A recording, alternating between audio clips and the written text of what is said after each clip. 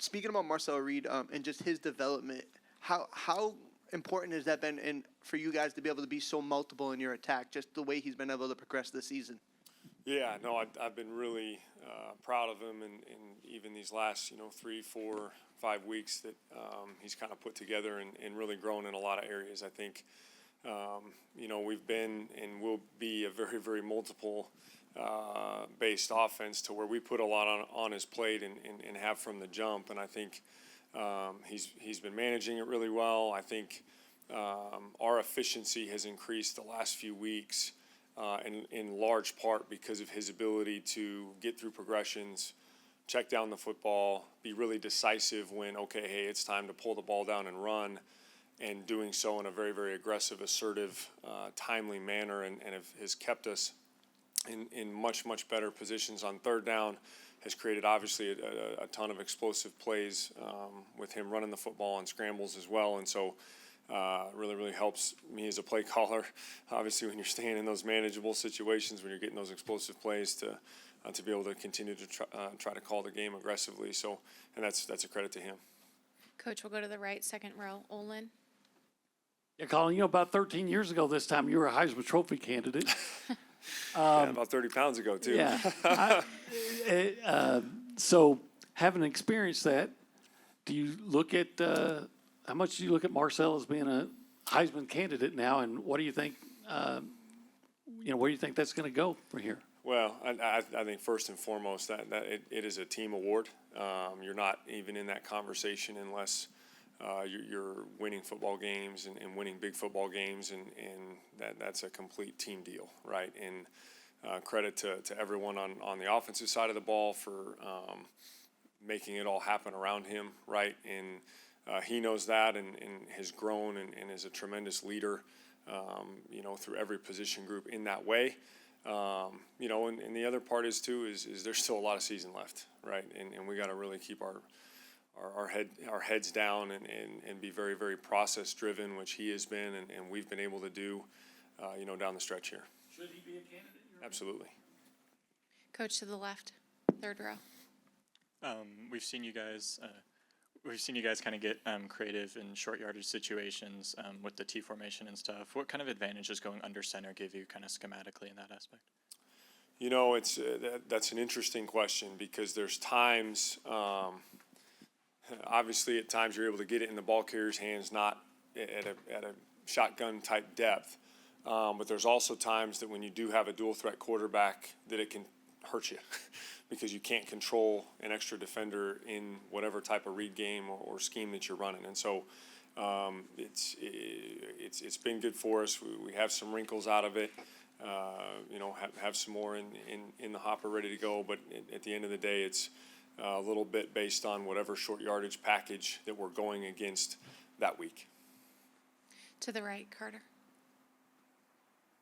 What's maybe impressed you the most about the offensive line this season? Well, I think first of all, just their mentality and approach from the get-go has been outstanding. I mean, they come to work every day. They're prepared. They have great energy. Obviously two of our captains are out of that unit and do a great job that way for our team and obviously our offense. Coach Cushing does a great job with those guys, and we're able to put a very, very big run game package on the field every week, right? And you can't do that if they're not very, very intelligent football players. They work at it and they're prepared in this league with all the different things that we have to face. And so the way they attack that and allow us to be able to put a lot of pressure on people in the run game is huge. And then the way they've pass protected and battled against some of the rushers in this league, like it's been really good. And how have you handled sort of the national outlets talking about your name as a potential head coach this coming off season, and how interested are you in staying at A&M long term? Well, I think Coach Elko said it best a week ago or whatever that was. But, again, it's an honor, and it means you're doing something right. It's a credit to our players and our entire staff here of what we've been able to do. And, like I said, there's a lot of season left and a lot of big things ahead of us. Okay, second row, Alex. Similar to Olin's question, when you were in the thick of that as a player going through that 2012 season in particular, what's the hardest part of dealing with the success that comes with being the quarterback and the leader, and maybe some of the lessons, encouragement, advice that you've imparted to Marcel as you guys continue to have this strong start to the season?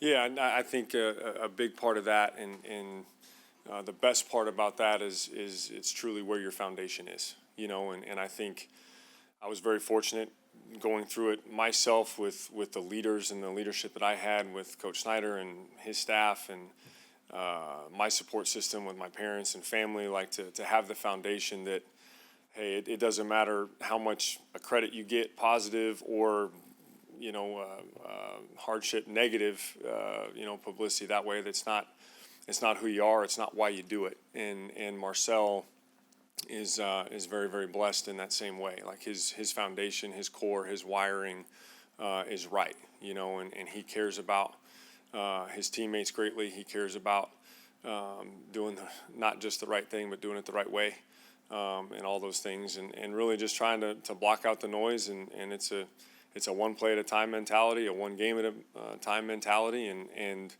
you know, the chips will fall where they will. And then with the offensive line too, just where have you seen them improve the most throughout this season in particular? You know, I think we've been able to, I think our physicality has increased through the course of the season. You know, you look at, you know, these last couple games down the stretch of being able to really assert ourselves and grab control of ball games. You know, it starts there, you know, and with their level of physicality and attack mentality up front's been big time. Front right, Travis. Collin, what goes into the what was the process in dusting off the old T formation? You know, it was had seen it on tape a couple different ways, and a couple people have used it in different ways, and a couple guys on our staff had some history with it, and you know, when they load it, put a hat in every gap on the inside to be able to crash down an edge and see if we can get a crease. So it's been good for us. And how do you figure out that Nate's the best person for the fullback there? You know, I think a little bit of it just in practicing and working on those things, he's been pretty natural at it, and been really secure with it through those exchanges, and does a great job in those same positions and some of the blocking things that we have out of those sets. So it was a good fit. And then looking ahead to your future, whenever an opportunity arises that makes the most sense, would head coaching be something that you'd like to get into down the line? Absolutely. It's been a dream and a goal of mine, but it's about being with the right people at the right time, and that's here right now, and again, a long way to go. All the way in the back, Donna. Coach, after Le'Veon went down, back here. Oh, sorry. Just how pleased are you with the way that the rest of the running back room has been able to step up? And it seems like you can kind of call on a different guy every game and still get the job done. Well, it's a full stable, you know, as they call themselves, and we call them, and so it's credit to them, a credit to, again, just Coach Troop and everything that he's done in that room of those guys competing, but helping each other and supporting each other and carrying the load whenever their numbers called, you know, and allowing us to do a lot of two-back stuff with two guys out there.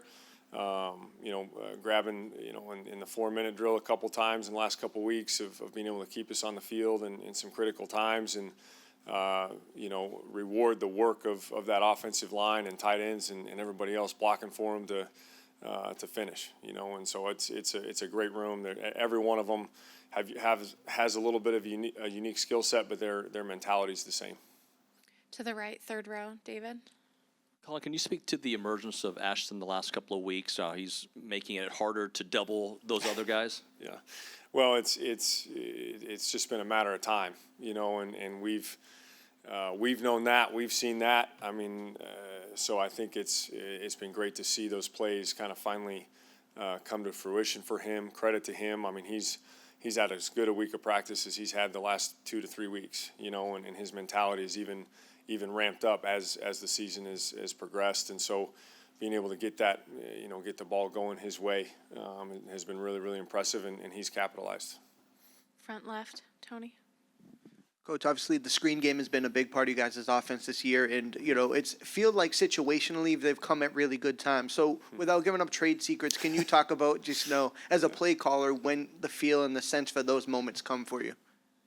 Man, I don't know. I think it is just that. It's it's time, feel, field position. The other thing it does is it allows us to distribute the football, right, and kind of get some of those dynamic playmakers in space and get them started. And it's all the fancy lines go for naught unless guys execute, and they've done a great job of getting in front of guys and blocking and giving us some explosives in that screen game. Coach will stay to the left. Rob? Howdy, Coach. How we doing? So as the season has progressed, and with this talent that's come in, does that help open up the playbook for you? As Coach Elko mentioned, when E.J. Smith goes out there and he produces, then he's going to get more touches. Do you kind of feel that way with everyone, that as they're continuing to produce, that it allows you to open up the playbook? And as a bye week, a time that you can kind of maybe add something to the playbook? Well, I think it's something that we, from a playbook standpoint, it's and how I've always done it, and I think is just a really good way to do it. Is it's building the puzzle based on what you're going against that week. So it's not like, hey, we're going to ever run these plays, or we have to build it to help exploit a weakness or a matchup or something that we see that given week. Our guys have done a great job because we've had multiple games where 6+ guys are getting receptions, and that ball is going across the board to 2 or 3 different tight ends, to 2 or 3 different running backs, to 3 or 4 different wide receivers, and then you have your quarterback involved in the run game. And so they've all bought into the fact that, hey, the more everyone brings to the table, the more that we all can eat, and so I think their unselfishness, you got a great example, we were running a mesh play on Saturday, and Mario's talking about how he thinks the tight end's going to be open because how they're playing their man coverage, and guys are buying in, and that gets me really excited because they're buying into the big picture concept of, hey, we're doing this together, we're all helping each other, and hey, it's all going to work out how it should based on how they play us, and we're all going to find a way. It's like that's the unselfish teammate that is across the board through all of those rooms that, hey, I don't know how many, I want to get KC and Mario and Marcel and Ashton, all, get the touches that need to happen, but at the same time, it's about winning the game, and whatever happens, whatever needs to be done on every single play, that's what needs to get done, and seeing them buy into that group effort is awesome.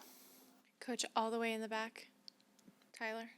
Collin, are there kind of new wrinkles of the offense that you instill or you work on in the bye week, or is this kind of more of just going over what's been done up to this point? Has it been that boring? You guys are asking me all for all this new stuff. I didn't think. I'm just kidding. No, again, it's a lot of it is so dictated by what we're seeing, what the personnel packages we're going against, front structures, all of those things, and yeah, I think the different ways that we can get our playmakers the ball, we're going to try to find new wrinkles to do that, every week. But at the end of the day, and I think the good part is we've shown ability to be able to push the ball down the field and be explosive, get the ball out in space on the edges with either attachments or screen game or jet sweep run game, been able to pound the ball and be physical in between the tackles in the run game. And so I think that just that alone of the different amount of things that we're able to do puts a lot of stress on defenses. And then at the start of that second half, that first drive, every play except for one, I think, was a run play. I know some of those probably Marcel scrambling, but was that very much by design? And how much is establishing the run, and especially in that game and the future, critical to the success of your offense? Yeah, no, I mean, that was not in my head on that particular drive. Like you said, kind of worked out that way with a couple scrambles, and then got into the red zone and was able to finish. But again, it's all kind of just drive dependent, situational dependent. Coach will stay all the way in the back. Donna again.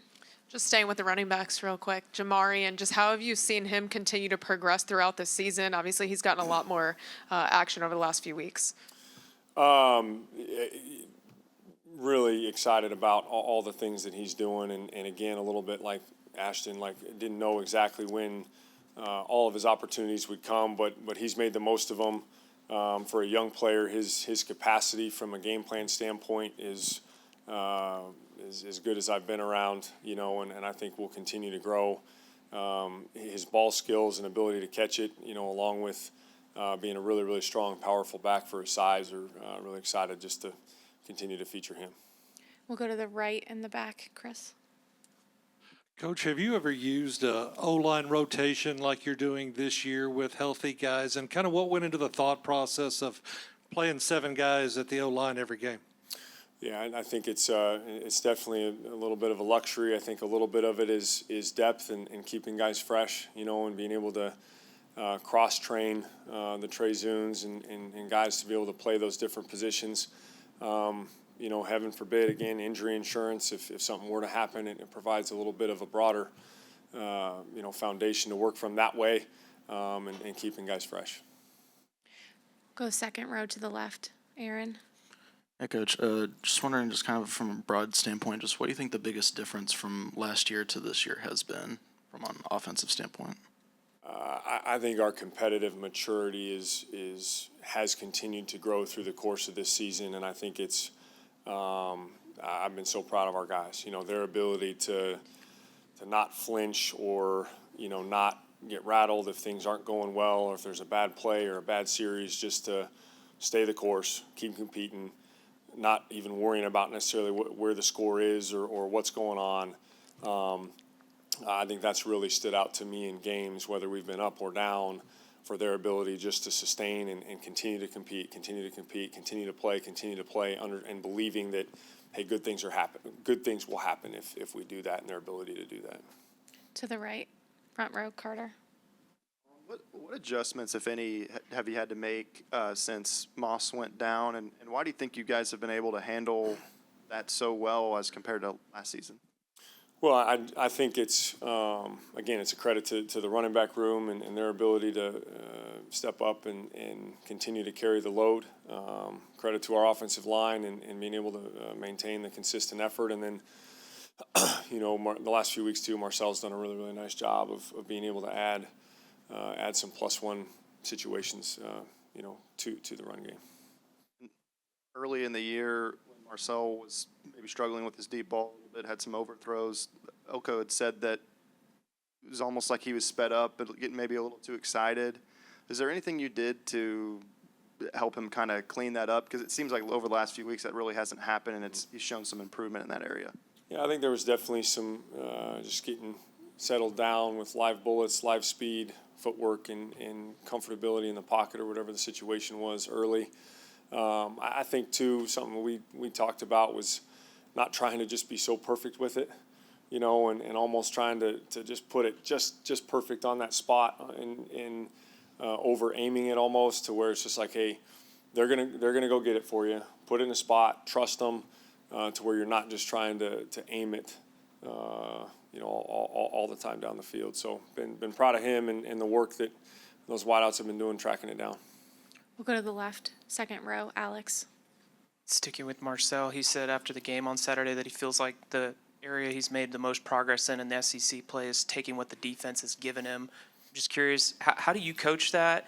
And what was maybe a moment these last few weeks where you saw him do that well, that you saw that growth? Yeah, I mean, I think it's something that we talk about all the time. I think it's a little bit of just that continued culmination of experience and game reps in certain schemes versus certain looks. And you know, you saw it a couple times, I think, in the Arkansas game early. You know, we're running curl flat, and he gets all the way through it to that back check down in the flat. And a couple times like that really did a nice job of letting that defense dictate where that football goes. But it's something we work on all the time, and every quarterback at every level constantly does. So it's something you never get too good at. And then for all the success that you guys have had, where would you like to see this offense improve and maybe fine tune as y'all hit the home stretch? Yeah, I think it's continuing the trend for sure. The last few weeks, I think we have to continue to be more efficient and keep ourselves out of 3rd and longs. have to protect the football, especially in the red zone, and make sure that we're not kicking field goals and we get in there for touchdowns. I think that's the biggest thing. Coach, we'll stay in that same row, second row. Hey, Coach, what have you seen in terms of receivers like running the right routes and making the right decisions? Well, I think it's we're really, really proud of that group. I think to your point, I think from a route discipline standpoint, sharpness of routes and cuts, route depths, timing and patterning things to get to the right spaces at the right times, I think has really been an emphasis that we've worked really, really hard through the off season and through fall camp, and then watching those guys work together to continue to progress and elevate that through the course of the season is why we're throwing it better, and that's we're really, really proud of the work that they've put in. Front right, Travis. Hey, Collin. Mario has a ton of yards after catch. Is that a part of a game that y'all knew would be successful for him when y'all were recruiting him? And is there a movie made or a tackle he's slipped out of this year that still sticks with you? Well, I think first and foremost, his play strength is off the chart for his size. I mean, he is not a big wide receiver, but he plays big and he breaks tackles and he runs the ball when it's in his hands aggressively. And I think we knew it on tape. I think it's even proven with how hard he's worked in the weight room and adding the muscle and weight that he did this offseason and attacking that part of it made it exponentially even better. I don't know if he's done it a lot of times this season. I don't know if I could pick a better one than the Notre Dame one on that long play, kicking out of that tackle. So, but yeah, he plays extremely hard. We'll go to the left, third row, Matthew. Coach, the offense has showcased a lot of versatility this season. Where do you see the ceiling for them? I mean, I